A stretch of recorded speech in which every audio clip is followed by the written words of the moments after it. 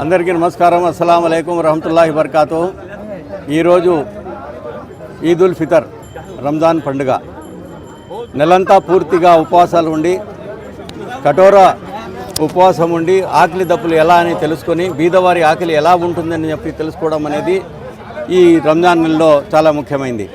రెండవది, ఈ రంజాన్ నెలలో నమాజ్కి వచ్చే ముందు ఫిత్రా అనేది కొంచెం డబ్బు, అది 100 రూపాయలు కావచ్చు, 200 కావచ్చు, 300 కావచ్చు, 1000 రూపాయలు కావచ్చు.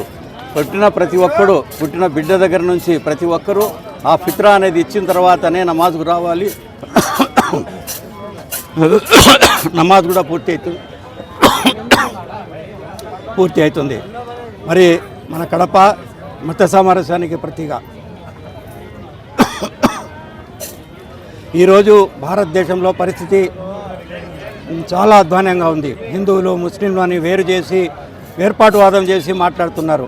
ముఖ్యంగా మనకు సంబంధించిన వక్బోర్డుకు సంబంధించిన ఆస్తులు కాజేయాలని చెప్పి బీజేపీ ప్రభుత్వము కొత్త నల్ల చట్టాలను తీసుకురావడం జరుగుతుంది. దీన్ని పూర్తిగా వ్యతిరేకిస్తున్నాం. ఎందుకనంటే మోడీ గారు ఏదో రంజాన్ తోఫా అనుకోవటని చెప్పి ముస్లింలని చెప్పి చూస్తున్నారు.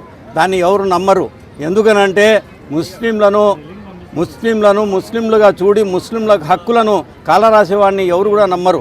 కాబట్టి మేము ఈరోజు పండుగ సందర్భముగా మోడీ గారిని ఒకటే కోరుతున్నాం, మీరు ప్రవేశపెట్టబోతున్న వక్ఫ్ చట్ట సవరణ బిల్లును, నల్ల చట్టాన్ని మీరు విరమించుకోవాలని చెప్పి మేము కడప ప్రజల తరఫున మేము కోరుతున్నాం. అలాగే ఈరోజు నిన్నటి రోజు మనం ఉగాది జరుపుకున్నాం, ఈరోజు రంజాన్ జరుపుకుంటున్నాం. ఈరోజు నిన్న అందరూ కలిసి హిందువులు, ముస్లింలు, క్రిస్టియన్లు అందరూ కలిసి పండుగలు జరుపుకున్నాం. ఇక్కడ మత సామరస్యానికి ప్రతీక కడప. ఇది ఎట్లే కొనసాగుతుంది.